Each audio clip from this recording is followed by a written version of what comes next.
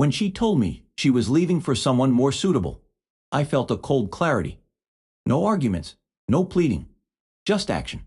I turned my heartbreak into strategy, my grief into success. Her messages arrived months later, full of regret. In 2014, I met Emily at a contemporary art exhibition in Portland, Oregon.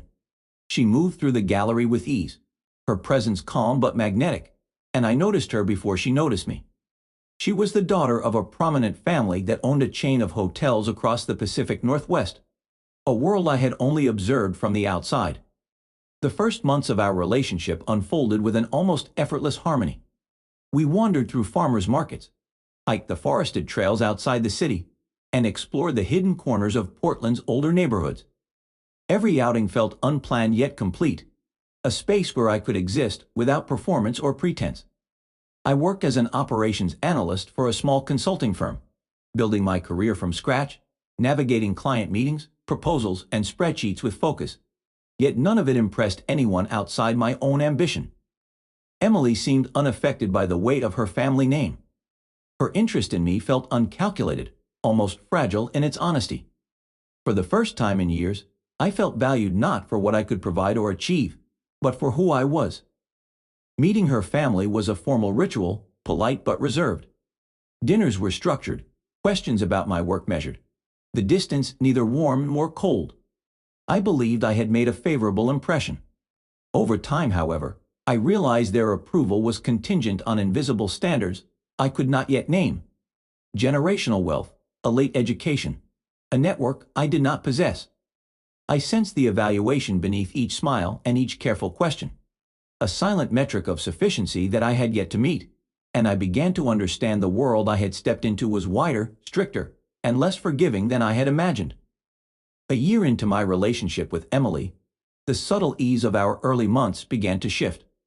Her family's presence, once peripheral, became an ever-present weight I could feel pressing against every interaction. Her father began mentioning a young financier who had recently returned to Portland, a family acquaintance with impeccable credentials and an easy charm. His name appeared frequently in conversation, framed as someone whose accomplishments and connections naturally aligned with the family's expectations. At social events and family dinners, he was always nearby, seated next to Emily, engaging in discussions that highlighted financial acumen and career trajectory, subjects where I felt exposed and unprepared. I observed, sometimes painfully, how her parents' faces lit up at his presence, how their attention shifted from me to him almost unconsciously. Emily herself began to withdraw. She canceled plans at the last minute, her responses to messages slowed, and when we were together, her mind seemed elsewhere, distracted by something I could not reach.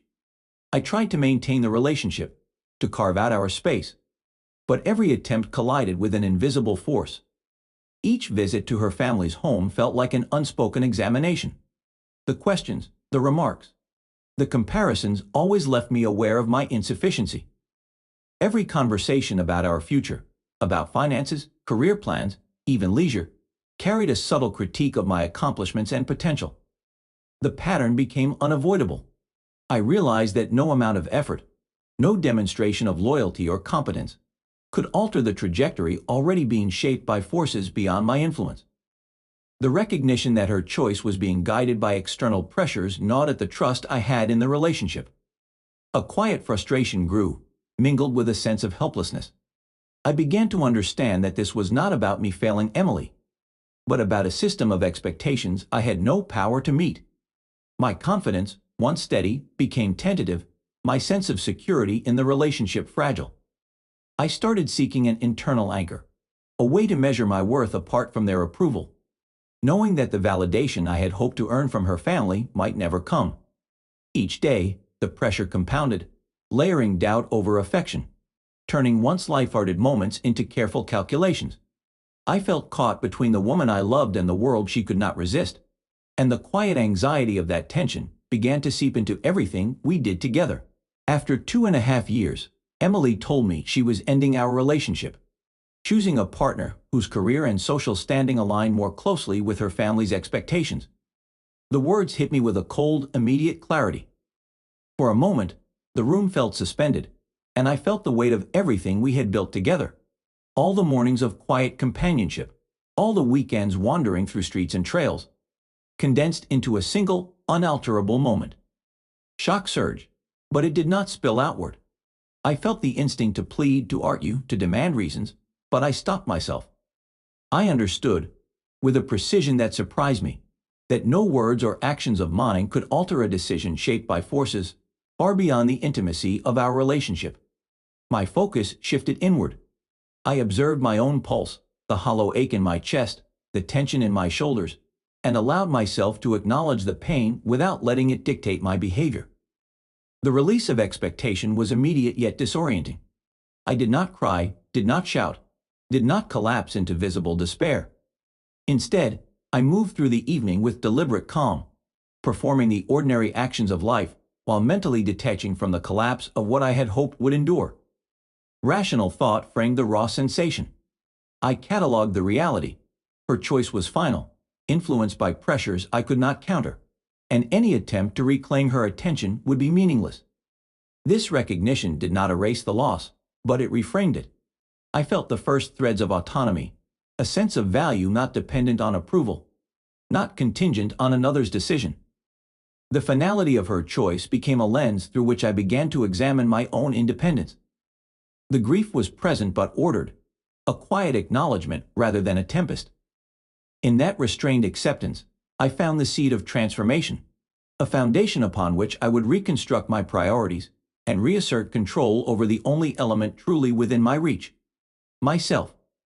That night, I lay awake not in chaos, but in a measured reckoning, aware that this moment, harsh and uninvited, had become the first step toward a life measured by my own standards rather than those imposed from outside. After the breakup, I immersed myself entirely in work, as though every hour devoted to my projects could both distract and repair. I revisited old assignments, untangling incomplete analyses and refining strategies I had left half-formed. 6 months after Emily left, I received a call from a former client who proposed a partnership. We would launch a consulting firm focused on operational efficiency for mid-sized companies. The decision was immediate. I liquidated some personal investments, drafted preliminary plans, and within weeks we were operational. The work consumed me. Days stretched to 18 hours, nights blurred into mornings, and weekends vanished under the weight of proposals, travel, and client meetings.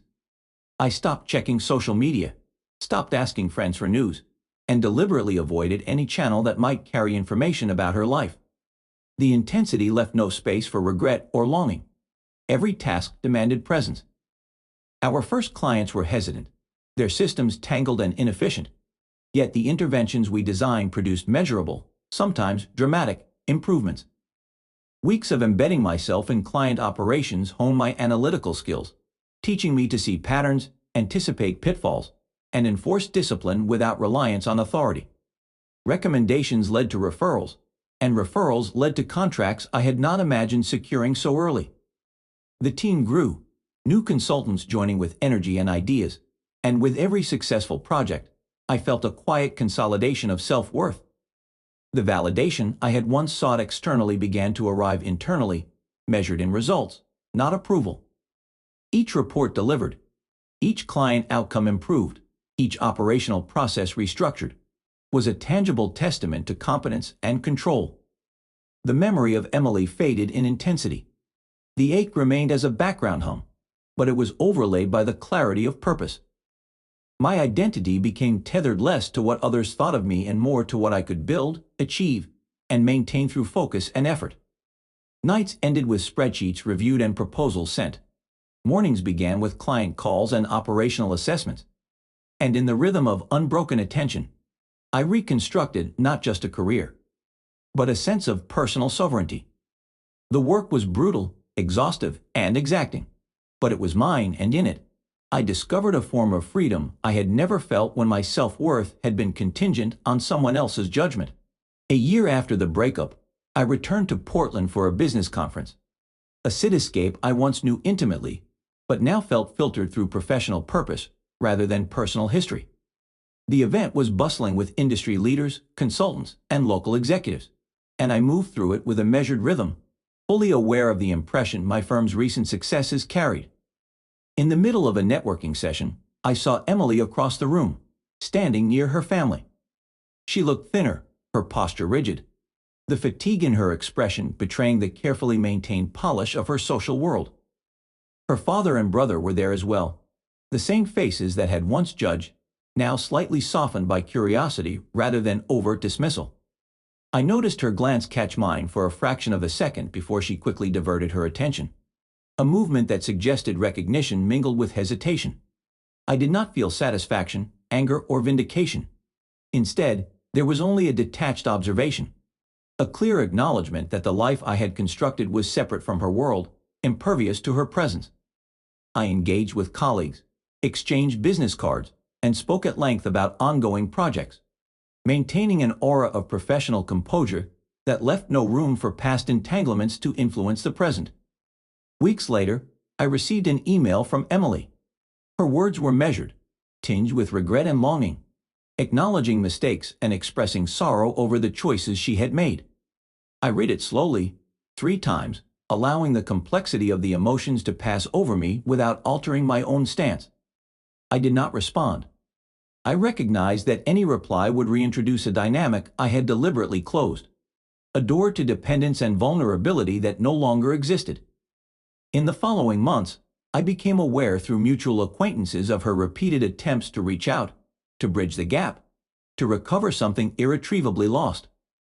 Friends asked if I wanted to re-engage, to hear her version of events or consider a reunion.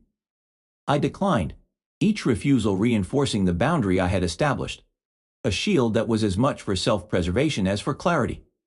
The industry events continued, and occasionally our paths almost crossed, yet I maintained deliberate distance. I observed without reacting, a witness to her attempts, but untouched by them. In this period, the validation I once sought externally crystallized internally. The successes of my firm, the growth of my team, the recognition at conferences, all became measures of autonomy rather than trophies for anyone else's approval. Each achievement reinforced the principle that my life and worth were defined by my own actions, not the judgments of a family that had once dismissed me or a former partner who had chosen convenience over connection. The experience of encountering Emily and her family in these controlled, uncharged moments became a test of my self-mastery, a quiet confirmation that I could navigate proximity to the past without it dictating my present or future. The sense of control, the calm insistence on independence, created a new center of gravity for my life, one that allowed me to exist fully in the present, guided by competence, focus, and the certainty of my own decisions. By 2018, I had reached a level of personal and professional maturity I had never imagined possible during the early days of my relationship with Emily. The consulting firm we had launched had grown beyond its initial scope, expanding into multiple offices across the Pacific Northwest. Each new contract, each successful project, each client referral reinforced the stability of the systems we had built and the credibility we had earned. I spoke regularly at industry conferences, not to impress anyone from my past, but to share knowledge, to validate the expertise my team and I had developed. The recognition was no longer a measure of external approval. It was a mirror reflecting the competence and dedication I had cultivated over years of focused and disciplined effort. During this period, I began a new relationship with Julia, the CFO of one of our client companies. She was intelligent, independent, and equally self-made, having grown up in an ordinary family and built her career through merit and relentless effort. Our interactions were grounded in equality and mutual respect. There was no evaluation, no silent pressure to meet invisible standards, no family networks imposing judgment. In her presence, I experienced companionship that was simple, steady, and unburdened by past anxieties. The contrast with my previous relationship was stark.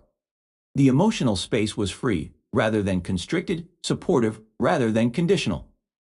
The lessons of my earlier years crystallized into clarity. Seeking the approval of others, especially those whose criteria I could not influence, was a fruitless pursuit. Instead, focusing on self-development, on cultivating skills, independence, and resilience, created lasting satisfaction. I approached work and relationships with this understanding, letting past disappointments inform but not dictate my decisions. Each project I undertook, each process I improved, each strategic decision in business became a testament to autonomy rather than a performance for external validation. Julia and I moved forward with patience and intentionality. We shared achievements without comparing them, ambitions without judgment, and challenges without fear of losing status or approval. Life no longer felt like a negotiation between desire and expectation. It was a sequence of deliberate choices, each rooted in my values rather than in the anticipation of someone else's assessment. I continued to grow the firm, mentoring new consultants, refining operations, and accepting projects that challenge both skill and judgment, always measuring success internally rather than externally.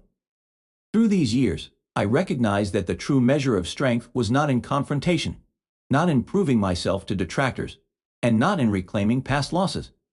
Strength was in consistency, in the steady accumulation of competence, in decisions made with rationality, and in the capacity to act without attachment to recognition or approval. The past became a guide, not a burden, a reminder of lessons learned rather than regrets to dwell upon. I had cultivated emotional stability and satisfaction by prioritizing my own growth and agency. By the end of 2018, I was living in a comfortable, thoughtfully designed home, surrounded by a network of colleagues and friends who respected me for what I had built, not for what I had been assigned or inherited. My relationship with Julia provided companionship without dependence, intimacy without compromise of autonomy. The company thrived, the team flourished, and I operated from a position of calm confidence. I had proven to myself that dignity, autonomy, and rational decision-making were the foundations of a fulfilling life. The past existed only as context, the pressures and judgments of others irrelevant to the reality I had created. I had learned that true power lay not in seeking approval or winning battles, but in deliberate action, self-reliance, and the quiet assertion of one's own path.